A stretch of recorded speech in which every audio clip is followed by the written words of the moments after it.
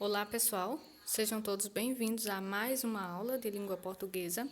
E hoje o meu intuito é fazer a correção das questões de língua portuguesa do segundo SAEPinho que vocês fizeram de forma online. Vamos às questões. A primeira questão de língua portuguesa trazia o texto que vocês veem na tela. Domingão. Domingo, eu passei o dia todo de bode. Mas no começo da noite, melhorei e resolvi bater um fio para o Zeca. E aí, cara, vamos no cinema? Sei lá, Marcos, estou meio para baixo. Eu também tava, cara, mas já estou melhor. E lá fomos nós. O ônibus atrasou e nós pagamos o maior mico, porque quando chegamos o filme já tinha começado. Saímos de lá comentando. Que filme massa! Maneiro mesmo. Mas já era tarde e nem deu para contar os últimos babados pro Zeca. Afinal, segunda-feira é dia de trampo e eu detesto queimar o filme com o patrão. Não vejo a hora de chegar o final de semana de novo para eu agitar um pouco mais. E aí a questão relacionada ao texto era essa aqui, ó. A linguagem utilizada nesse texto é comum em artigos científicos, entrevistas de emprego, livros didáticos, rodas de conversa ou textos jornalísticos.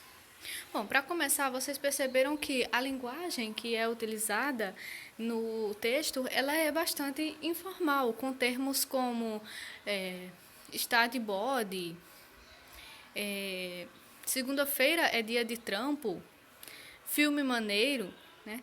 E esses termos informais, nós utilizamos em artigo científico? Claro que não, né? Um artigo científico é um texto que exige um nível de formalidade razoável, não é? Ou melhor, um grande nível de formalidade, afinal é um texto técnico em que vai se apresentar um determinado conteúdo de um ponto de vista de um pesquisador. Na entrevista de emprego também temos que ser mais formais, mostrar conhecimento sobre a norma padrão da língua. Nos livros didáticos, a língua empregada também é uma língua mais formal, assim como nos textos jornalísticos.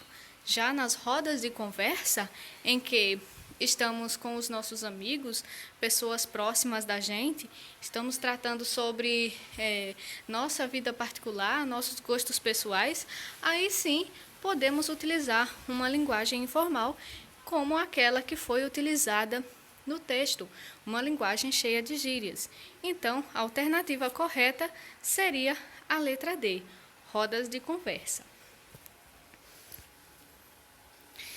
Ainda sobre aquele texto. Vejam só, nesse texto, no trecho, mas no começo da noite melhorei. A palavra destacada apresenta ideia de letra A, comparação, letra B, consequência, letra C, explicação, letra D, oposição ou letra E, tempo. Se voltarmos lá no texto,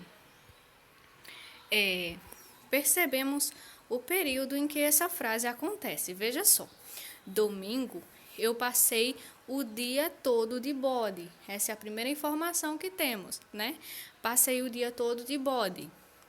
Mas, no começo da noite, melhorei e resolvi bater um fio para o Zeca. Notem, aqui temos duas situações. Numa primeira, o rapazinho estava de bode. Numa outra situação, ele melhorou. Note que as duas frases em que ele apresenta essas duas situações está unida pela conjunção mas. O que seria uma conjunção? É uma palavra que serve justamente para unir orações. É o caso da palavra mas.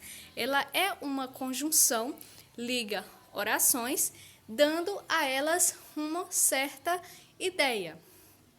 E aqui nós temos o seguinte: numa situação, numa frase, a situação é uma. Na frase seguinte, a situação já mudou, já é o contrário. E o mais é quem dá esse enlace para explicar que, para unir as duas ideias numa relação que apresenta. Vamos voltar para a pergunta. Uma comparação, uma consequência, uma explicação, oposição ou tempo. A alternativa correta vai ser oposição. Veja que as duas ideias apresentadas entre as frases são opostas. Estava de bode. À noite melhorei. Estava de bode. Agora a situação é a oposta. Não estou mais de bode. Então, o mais ligou as duas orações com uma ideia de oposição. Tínhamos também a seguinte tirinha para analisar. No primeiro quadrinho nós lemos, o cachorrinho está aí, acompanhado da máquina de escrever, né, o datilógrafo, e ele começa: querida, sinto mais saudade a cada dia. Amo você mais do que as palavras podem dizer. Que bonito! Mas para quem você está escrevendo? Eu posso preencher isso depois. Observem a tirinha, prestem atenção no que ela quer dizer, na ideia que ela nos transmite, e vamos à questão. Esse texto é engraçado. Por quê? Letra A. O cachorro escreve uma carta de amor sem destinatário? Letra B. O cachorro está no teto de sua casa? Letra C. O cachorro usa uma máquina de escrever? Letra D. O menino elogia a carta do cachorro? Ou letra E. O menino quer saber para quem o cachorro está escrevendo? Tem um certo humor no texto. E o que é que causa esse humor? A alternativa correta vai ser a letra A. O cachorro escreve uma carta de amor sem destinatário. E por que isso causaria humor na tirinha? Veja, gente, textos como esse, como uma tirinha, geralmente tem essa característica, tem uma dose de humor. E o que geralmente provoca o humor em textos como uma tirinha, textos como uma crônica humorística, é uma resposta inesperada, uma resposta que geralmente não se dá a uma determinada situação, ou uma ação inesperada em um determinado contexto. Geralmente é isso, algo que causa surpresa, algo que está fora do contexto normal de uma situação, tá certo? É o que geralmente causa humor nesses textos, tá? E uma carta, ela primeiro tem um destinatário, não é? Primeiro a gente pensa o que vai dizer, para quem vai dizer, para depois escrever uma carta. Nesse caso, não. A carta foi pensada antes de haver alguém para quem mandar a carta. Isso é algo completamente incomum.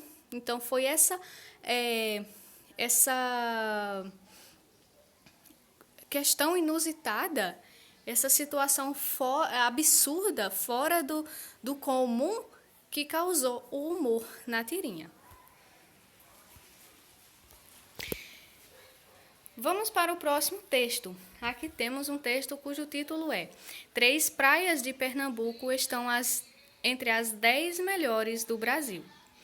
Além de Pernambuco, o TripAdvisor lista os estados de Alagoas, Bahia, Rio de Janeiro, Rio Grande do Norte e Santa Catarina como os principais destinos da temporada. Janeiro, verão, férias. A combinação dessas palavras-chave leva o turista à procura por praias paradisíacas. Uma maneira de encontrá-la é tendo como base o Travel's Choice, premiação concedida pelo TripAdvisor, considerado o maior site de viagens do mundo. Para decidir o seu destino, vale uma olhada no ranking oficial, no qual aparecem os estados de Alagoas, Bahia, Rio de Janeiro, Rio Grande do Norte e Santa Catarina, além de Pernambuco. Na última listagem, o estado pernambucano emplacou 3 praias entre as mais belas do país, sendo 2 delas em primeiro e segundo lugar. Levando a medalha de ouro, vem a Baía do Sancho, no arquipélago de Fernando de Noronha. Realmente espetacular, tanto na trilha no penhasco, lá em cima, ou na praia mesmo. Idílico, é o que diz um dos depoimentos divulgados no site.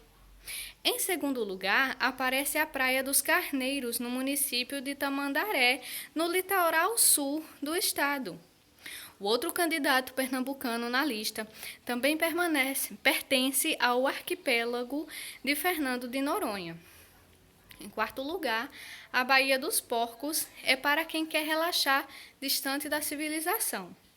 Enquanto o resultado do Travel's Choice 2015 não vem à tona, os usuários do TripAdvisor seguem avaliando praias, entre outros atrativos turísticos mundo afora. Então vamos ver a questão que estava associada a esse texto.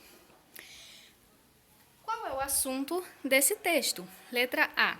A diversidade de estados brasileiros que possuem belas praias? Letra B. A presença de praias pernambucanas na lista das melhores do país? Letra C. As premiações concedidas pelo maior site de viagens do mundo? Letra D. O depoimento de turistas como recurso para o planejamento de viagens? Ou letra E. Os atrativos turísticos do arquipélago de Fernando de Noronha? Bom, vamos analisar um pouquinho mais de perto esse texto. Primeiramente, vamos considerar o título. O que é que diz o título? 3 praias de Pernambuco estão entre as 10 melhores do Brasil. O título em um texto é como se fosse um resumo do seu conteúdo. O título, ele já aponta para aquilo que vem no corpo do texto, né? E o primeiro título aqui foi esse, já apontou para as 3 praias de Pernambuco, que estão entre as melhores, né, do Brasil. Nesse texto há um segundo título, né? E é esse aqui, ó. Além de Pernambuco, a TripAdvisor lista os estados Alagoas, Bahia, Rio de Janeiro, Rio Grande do Norte e Santa Catarina como os principais destinos da temporada. Então, aqui deixa claro que vai dar uma passeada vai pelo menos listar os estados que estão no ranking, os estados brasileiros que estão no ranking daqueles que têm as praias mais bonitas. Mas notem o primeiro título. O primeiro título, ele dá ênfase a um estado. Ele destaca um estado. O primeiro título, ele aparece mais do que o segundo, né? Ele vem em negrito, ele vem destacado. E ali ele dá ênfase a apenas um estado. Isso já nos dá uma pista do que vem pelo texto. Note que no primeiro parágrafo,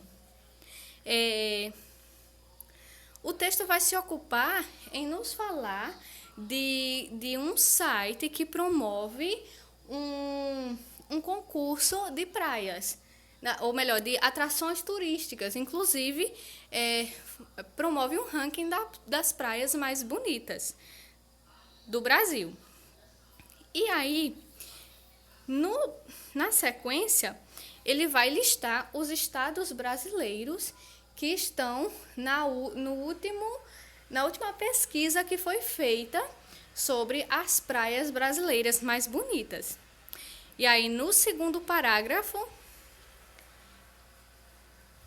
ele já começa a destacar as praias de Pernambuco, né? Ele já mencionou que são 3 que estão nesse último ranking das praias mais bonitas. E aí ele vai, da metade do texto para frente, ele vai se ocupar em detalhar essas 3 praias, as praias pernambucanas mais bonitas, de acordo com o ranking do site Travel's Choice, não é assim? Então, metade do texto é só para isso. Então, qual é o assunto principal do texto? Em que foca? Nas praias de Pernambuco, né? Na diversidade, aliás, na presença dessas praias pernambucanas na lista de melhores do país. Então, qual é a alternativa que traz essa informação? É a alternativa B. Acertou quem marcou no simulado essa alternativa. Vamos adiante com esse outro texto. Ele é um trechinho de um romance chamado Memórias Póstumas de Brás Cubas. É uma das obras mais importantes da literatura brasileira, escrita por um dos nossos principais escritores, que foi Machado de Assis. Capítulo 119. Perdão. Quero deixar aqui, entre parênteses, meia dúzia de máximas das muitas que escrevi por esse tempo. São bocejos de enfado. Podem servir de epígrafe, discurso sem assunto. Suporta-se com paciência a cólica do próximo. Matamos o tempo nos enterra. Um cocheiro filósofo costumava dizer que o gosto da carruagem seria diminuto se todos andassem de carruagem. Crente, mas nem sempre duvides dos outros. Não se compreende que um botocudo fure o beiço para enfeitá-lo com um pedaço de pau. Esta reflexão é de um joalheiro. Não te irrites se te pagarem mal um benefício, antes cair das nuvens que de um terceiro andar. Então veja. Nesse texto, a fala do narrador é marcada pela letra A, compaixão, letra B, dúvida, letra C, futilidade, letra D, ironia ou letra E, negação. O que é que vocês acham? Parem aí um pouquinho para analisar o que é que o autor quis dizer com todas aquelas palavras. Vocês acham que aquele texto era um texto que continha uma série de conselhos de alguém que tem compaixão pelo próximo? É um texto marcado por dúvidas. Ele se questiona o tempo todo sobre a vida, sobre os acontecimentos. Ele fala um monte de futilidades, fala de coisas banais. Será que tem ali um toque de ironia? O que seria ironia? Ironia é aquela figura de linguagem em que o locutor ele fala uma coisa querendo dizer o contrário, né? A gente percebe a ironia no dia a dia quando a gente sente na fala do outro um certo ar de deboche, né? A ironia ela é fácil de ser identificada, porque quando uma pessoa é irônica, ela muda um pouco o tom de voz, não é? E a gente consegue perceber ela na fala das pessoas. Ou será que aquele textinho ele é marcado de negação, né? Ele nega diversos fatos ou teorias. Vamos voltar a ele para analisarmos de perto. Eu começo essa análise logo pelo início, né? Pelas primeiras palavras que ele utiliza. Aqui ele já deixa perceber qual é a sua intenção. Quando ele escreve as 3 primeiras palavras, ele dá um tom de seriedade ao texto, né? Quando ele diz bem assim, quero deixar aqui, entre parênteses, parece que ele vai falar uma coisa super séria, né? Que merece uma certa atenção. E aí logo ele quebra essa expectativa, dizendo que vai falar meia dúzia de máximas das muitas que já escreveu por esse tempo todo, né? E segue dizendo, são bocejos de enfado. O que quer dizer isso? Bocejos de enfado. Quando é que a gente boceja porque está com tédio? Quando a gente tem que escutar muito blá blá blá, uma conversa chata, né? A gente boceja de tédio. Ele diz que o que ele vai falar, vai causar isso. Bocejos de enfado.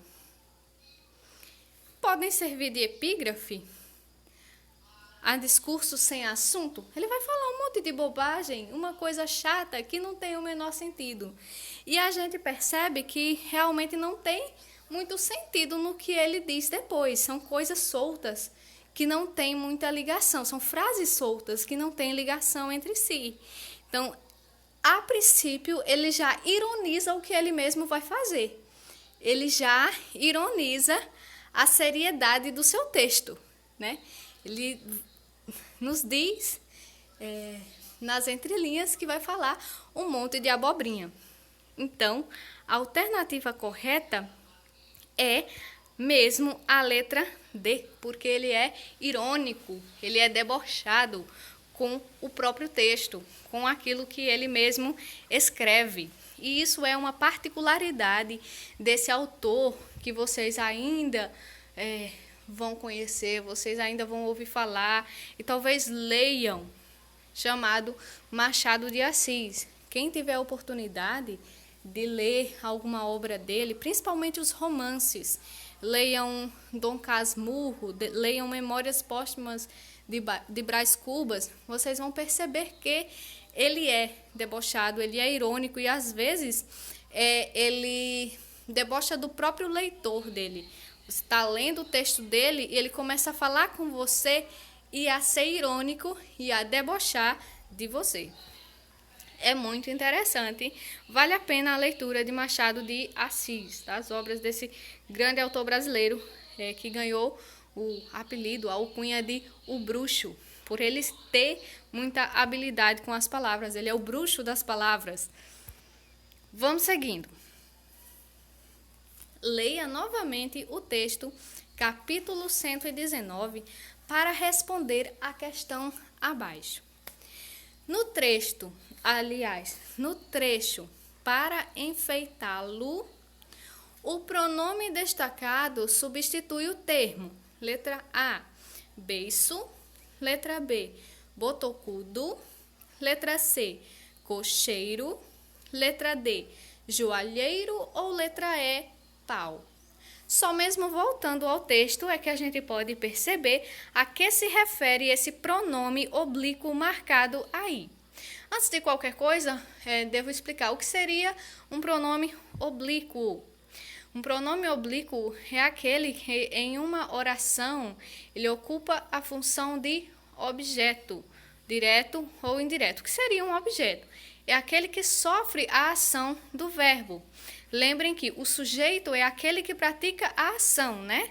Indicada pelo verbo, enquanto que aquele que sofre a ação indicada pelo verbo é o objeto. Nós vamos substituir o sujeito, né? Vamos a um exemplo. Maria quebrou o vaso. Nessa frase temos um verbo, né? O verbo é a palavra que indica ação, né? É quebrou, né? Por possuir um verbo, essa frase vai ser chamada de oração. Quem foi que praticou a ação de quebrar, né? Foi Maria. Então, Maria é o sujeito dessa oração, é quem pratica a ação. E alguém sofreu a ação indicada pelo verbo. Alguém foi quebrado, né? E quem foi? O vaso. Então, o vaso é o objeto dessa oração. Notem que podemos substituir sujeito e objeto por pronomes pessoais. nós vamos substituir o sujeito de uma oração por pronomes pessoais do caso reto. Quais são eles? Eu, tu, eles, nós, vós, eles. Esses são os pronomes pessoais do caso reto. Então, Maria quebrou o vaso. Eu posso substituir Maria por ela. Ela quebrou o vaso. E os objetos eu vou substituir por pronomes oblíquos. O, a, li, lo, no, mi, etc. Então, eu posso dizer, ela quebrou o vaso. Ou posso dizer, ela o quebrou. Ela quebrou o. Então, com esse u, eu substituo a palavra vaso.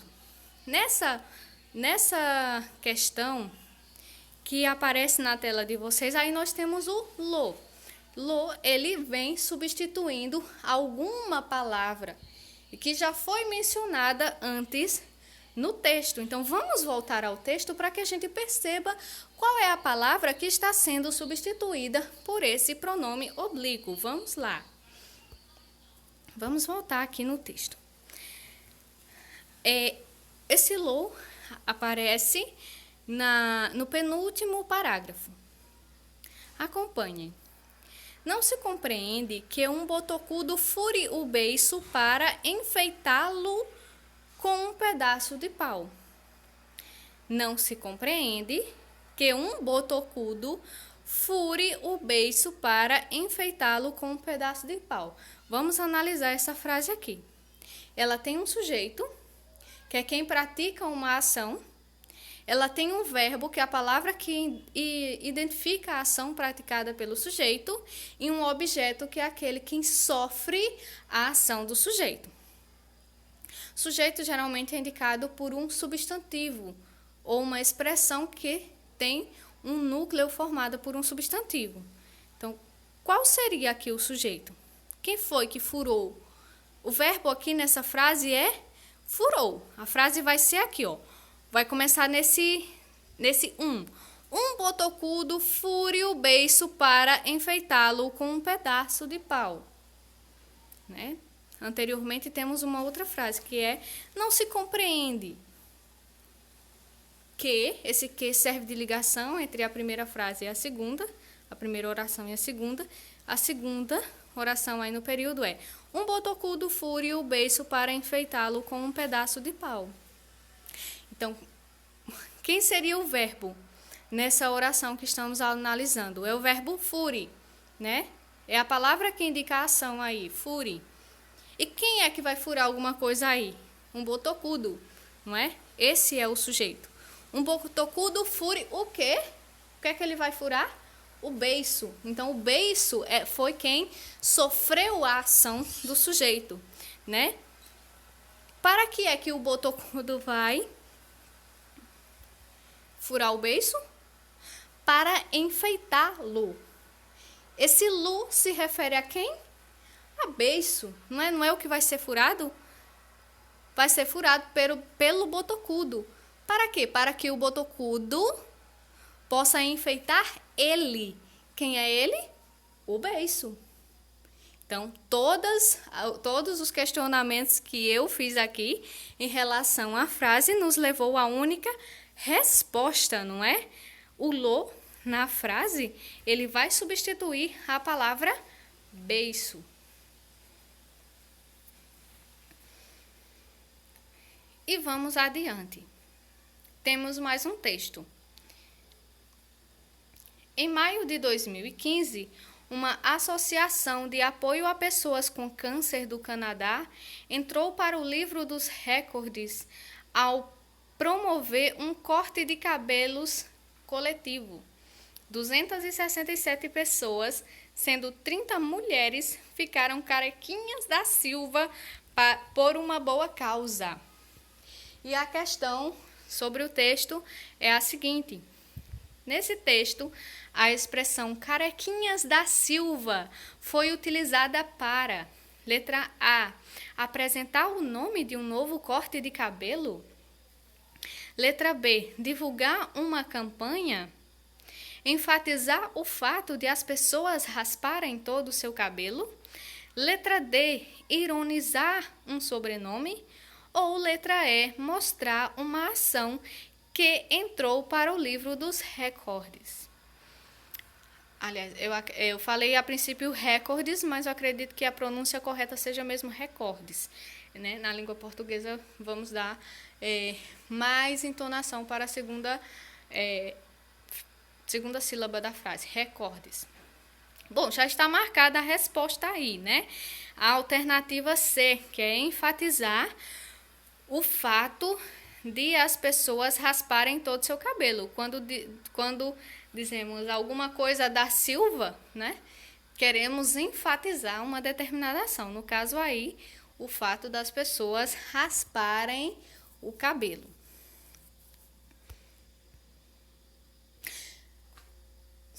Próxima questão, ela vai conter dois textos, texto 1 e texto 2. O texto 1 tem por título, por favor. Minha filha de 5 anos já sabe muito bem as palavras mágicas para conquistar a mãe. Por favor. Mas como fazer um equilíbrio entre os muitos pedidos e o atendimento dessas solicitações? As massivas propagandas nos meios de comunicação colaboram ainda mais para a lista dos desejos consumistas das crianças, que nem sempre podem ser atendidos e nem devem. Não podemos confundir dar carinho com dar presentes. Os filhos têm que aprender a conviver com as frustrações e com os nãos que a vida vai lhes dar. E o bom senso parece o mais adequado. Dá o que se pode e, mesmo assim, algumas vezes em ocasiões especiais. É difícil para muitos pais, no que me incluo, dizer o tal não, mas se ganha em crescimento para a criança que aos poucos vai aprendendo também sobre economia doméstica. Quando coloca o por favor na frente dos pedidos, um não fica ainda mais difícil e deve ser acompanhado de uma explicação para que o filho entenda o real valor do material e, ainda assim, que um carinho vale muito mais que isso. Ver um filho abrir o presente é muito emocionante, assim como presenciar a interação que ele vai fazer com esses brinquedos em seu mundo de criança. O sim faz parte e também é necessário. Proporciona a certeza de que haverá em toda a vidinha deles momentos de alegria. A verdadeira felicidade não tem preço e está ali, muito perto da gente, no convívio de um lar que sabe o valor do sim, do não e do por favor. Esse foi o primeiro texto.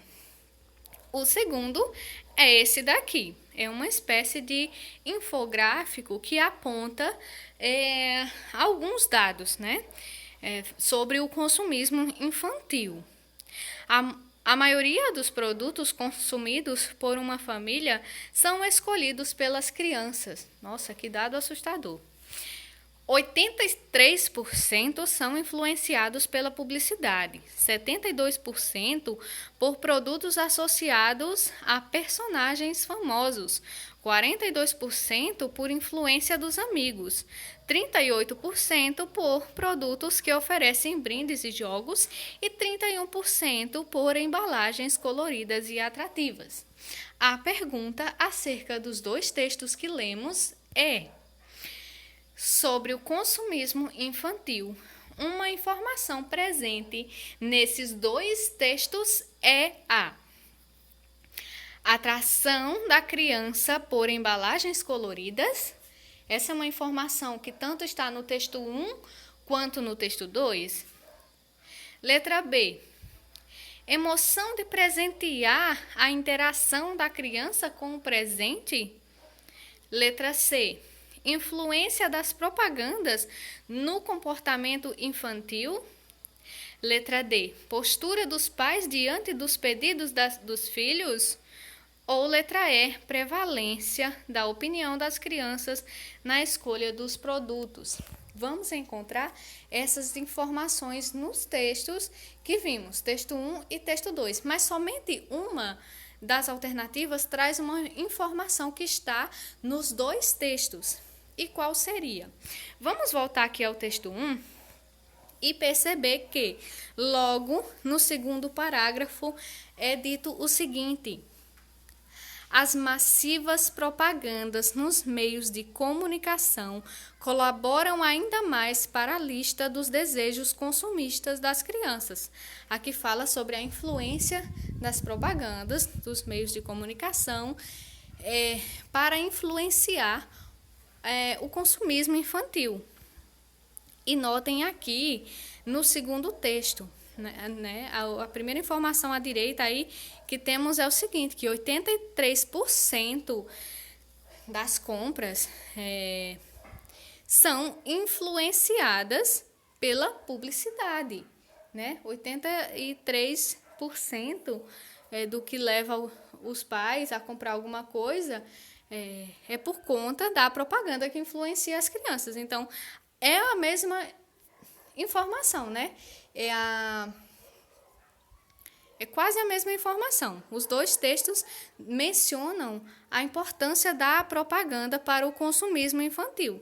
Então, a alternativa que vai trazer essa opção é a letra C, A influência das propagandas no comportamento infantil.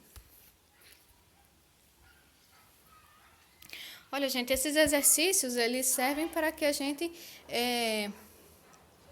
leia com mais atenção, Essas questões, elas fazem com que a nossa leitura, ela tenha um novo olhar, que a gente procure o assunto principal de um texto, que destaque informações que estão presentes no texto, Que a gente entenda a estrutura daquele texto. O que é uma propaganda? É uma reportagem? É uma notícia? É uma tirinha? Essas atividades, assim como o simulado, o SAEPinho, faz com que a gente aprenda a fazer uma boa leitura, uma leitura que de fato leve à compreensão do que é que a gente está lendo, que a gente entenda as informações que chegam até nós e que a gente possa tirar o melhor proveito delas. Vamos para o próximo texto, e ele se chama Não Basta a Chuva? Raios! O local mais seguro para se abrigar durante uma tempestade com raios é dentro de um veículo de transporte fechado, como um carro ou um ônibus. Mesmo que o raio caia diretamente sobre o veículo, a corrente elétrica não consegue penetrar em seu interior. Ela fica circulando pela lataria até se dissipar. Trata-se do efeito conhecido como gaiola de Faraday, descoberto pelo físico inglês Michael Faraday. Eu não sei se é bem esse o sobrenome dele, mas enfim. No século XIX. Os campos elétricos são nulos no interior de objetos eletrificados. Os aviões também são muito seguros, lembra o professor Júnior. Cada um desses grandes jatos comerciais é atingido em média por 3 raios por ano. Não acontece absolutamente nada com quem está dentro, mas é bom fazer um alerta. Ficar perto de um carro ou de um pequeno avião, só que do lado de fora, durante uma tempestade, é perigosíssimo. Como eles têm grande massa de material metálico que conduz a eletricidade, atraem raios que podem afetar quem estiver nas redondezas.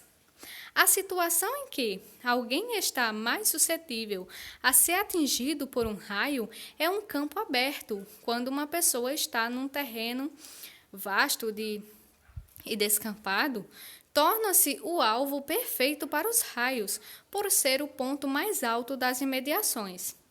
Sempre que se começa a ouvir o som dos relâmpagos, o melhor é procurar um abrigo em um carro ou em uma construção. Tomar medidas como essas não configura nenhum exagero, em especial no Brasil, onde caem 57 milhões de raios por ano, número mais alto que o de qualquer outro país. Então vejam aí. A questão é a seguinte: esse texto é um exemplo de, letra A, ele é um artigo de opinião, letra B, uma carta de leitor, letra C, uma reportagem, letra D, uma resenha ou letra E, um resumo. Bom, o que ele parece? É um texto que fala de um assunto determinado. Qual seria esse assunto, né? A queda de raios. Qual a melhor maneira de se proteger dos raios, né? Onde é mais seguro, onde é mais perigoso ficar numa tempestade em que hajam raios. E, por fim, menciona que o Brasil é o país onde há um maior número de raios por ano, né? Chegando ao número de 57 milhões de raios por ano. Então, aqui está falando de um assunto que importa a todos nós. É um assunto que volta e meia é importante. Todas as vezes em que estiverem acontecendo tempestades com raios, essas informações que estão sendo apresentadas aqui vão ser informações importantes. Saber onde melhor se abrigar, onde não ficar em uma tempestade com raios. Então, esse tipo de informação geralmente é dado por um artigo de opinião, uma carta de leitor, uma reportagem, uma resenha ou resumo. A resposta certa vai ser reportagem. A reportagem é um texto jornalístico que tem semelhanças com a notícia. No entanto, a notícia ela vai falar de um fato pontual, algo que aconteceu em um determinado dia, horário, lugar, com certas pessoas. É uma coisa pontual. Já a reportagem ela vai tratar de um assunto da atualidade, que vai interessar a toda a população, e é algo que acontece constantemente. Então, é o caso das tempestades de raios, né? E aí a reportagem ela vai trazer dados sobre a realidade, como no caso aqui, né? A reportagem ela trouxe o número de raios que caem no Brasil por ano, né, e vai trazer dicas de como as pessoas devem evitar prejuízos diante da situação. No caso aqui, menciona quais os lugares mais seguros para a pessoa se abrigar em uma tempestade de raios, não é? Vamos adiante. Por fim, temos aqui esse texto. Um texto imagético, esse não é uma tirinha, é uma charge, né? Que tem os seguintes dizeres: aprenda a navegar na internet. E a questão sobre esse texto é a seguinte: nesse texto, a palavra navegar tem o sentido de... Aqui eu já deixei marcado, não foi proposital, era para ter escondido a resposta para a gente analisar um pouquinho, mas tudo bem. Quando utilizamos a palavra navegar para dizer que vamos fazer uso da internet, né? Essa palavra vai ter mesmo o significado de utilizar, né? Originalmente, navegar é velejar, é andar pelos mares através de barcos, através de veleiros, através de navios. Mas, quando estamos falando em navegar na internet, queremos dizer utilizar a internet. Bem, pessoal, eram essas as questões. Espero que tenham entendido. Caso haja alguma dúvida sobre qualquer conteúdo que foi tratado aqui, vocês podem me perguntar. A nível de controle de quem realmente interage nas aulas, de quem participa das atividades, de quem acompanha as explicações, vou fazer um pequeno exercício agora. eu quero que vocês mencionem pelo menos um texto que foi utilizado nesse simulado, né? E que vocês viram aqui durante a correção, né? Tivemos reportagem, tivemos tirinha, tivemos outros textos. Não quero que cite a reportagem nem a tirinha mais, porque eu já citei. Mas tem outros gêneros textuais aqui. Então, vocês vão me dizer em que questão está e qual é o gênero do texto, tá certo? Que foi utilizado aqui, né? Vão apontar. Na questão tal, a primeira, a segunda, a terceira, a oitava, que aparece aqui, nesse slide. Vão apontar a questão e me dizer o gênero textual que aparece. Título do texto, o gênero textual, tá certo? Vão me responder isso no privado. Quem me responder vai ficar com a frequência, tá certo? Vai contar como presente hoje. E quem não responder, fica claro que não assistiu ao vídeo e não sabe que eu estou perguntando isso, tá certo? E aí fica provado que não participou da aula, fica com falta, tá? Até a próxima, pessoal.